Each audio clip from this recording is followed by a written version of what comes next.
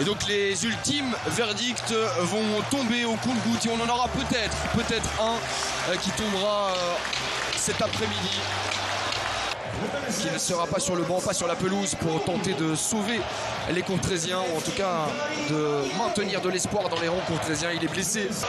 Vont affronter cet après-midi des morts de faim parce que Courtrai n'a pas le choix. Courtrai doit jouer le coup à fond. Courtrai doit...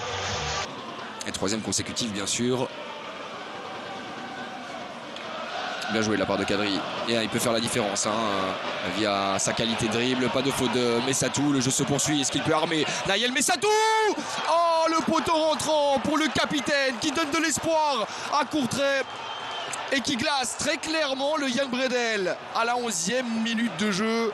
C'est 0-1 pour le KV sur sa deuxième opportunité. Ah, c'est important évidemment pour Courtrai de commencer de cette manière-là. Warleson est battu.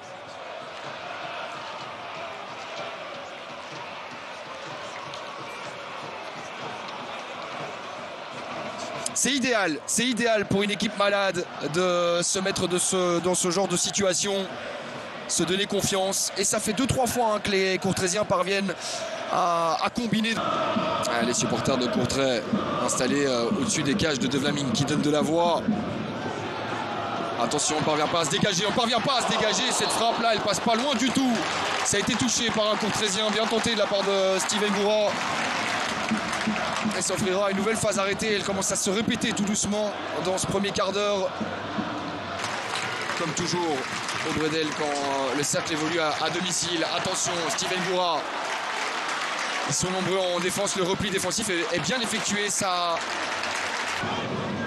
Ils sont pas là pour amuser la galerie.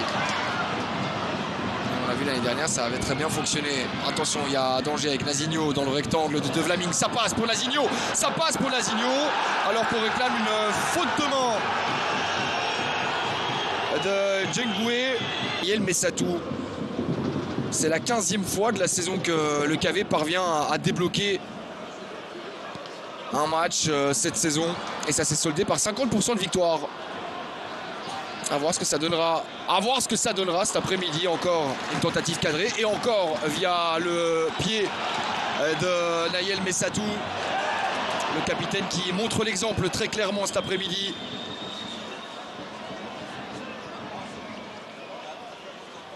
Même si cette frappe-là ne surprendra évidemment pas Warleson. On parvient à bousculer, désorganiser la défense brugeoise.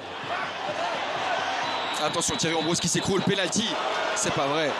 Christian Ravic qui commet la faute, lui qui a été mis à l'honneur par ses supporters élus. Il commet la faute sur Thierry Ambrose. Wow.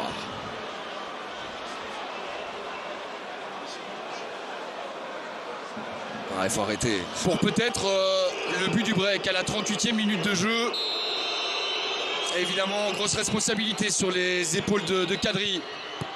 Qui utilise le poteau encore une fois, trompé par ses montants Warleson. Ça fait donc 0-2, 38e minute de jeu. Courtrai bien parti pour entrevoir les choses sereinement ici dans cette fin de première période. Ils ont été parfaitement le chercher les Kerels et ça, il n'y a rien à redire. Autant ici. Le pied gauche du Portugais Nazinho qui travaille ce ballon, ça heurte le mur et Duverne qui ne fait pas dans le détail, qui dégage, c'est terminé 0-2 au repos en faveur du KV sous les coups de sifflet. On ne retrouvera pas dans l'entrejeu au début de cette deuxième période. Allez, c'est reparti ici au Bredel. Bien vu de la part de Felipe Augusto. Pour le moment, il réussit ce qu'il entreprend, le Brésilien. Paris Brunner qui s'arrache. Le centre de Nazinho. Oh, il a enveloppé ce centre-là. Ngoura, est-ce qu'il peut se retourner? Bon mouvement d'Ngoura, la frappe puissante. Il y a une position de hors-jeu de Thibaut Sommer. C'est de toute manière, on a eu une double parade décisive. Belle tentative, la plus belle du cercle dans cette partie jusqu'ici. Signé Steven Goura. Et ça permet Possibilité de contre pour Courtrai. Derman qui va chercher Naël Messatou face à Thibaut Sommers. Attention, Thierry Ambrose pour peut-être la balle du 3-0. Messatou au premier poteau. Ça manque de puissance, mais ça reste cadré. 6 Brugeois aux abords du rectangle, un 7e peut-être avec Paris Brunner si jamais il y a un rebond à jouer. Ça arrive chez Felipe Augusto, deuxième poteau maintenant, c'est boxé du pied du point droit par De Vlaminck qui va s'avérer dangereux. 17 buts marqués cette saison sur phase arrêtée, on le rappelle, mais pour le moment, pas le moindre, quoique le poteau qui sauve De Vlaminck. Et là, on n'était pas passé loin, très clairement, du 18e. C'est même un petit peu trop, hein. Ça veut dire que dans les phases de plein jeu, on parvient.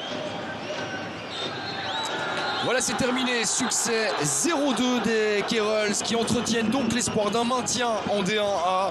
Mais attention, c'est encore loin d'être fait car malgré la victoire, ils doivent maintenant espérer une perte de points de Saint-Tron demain.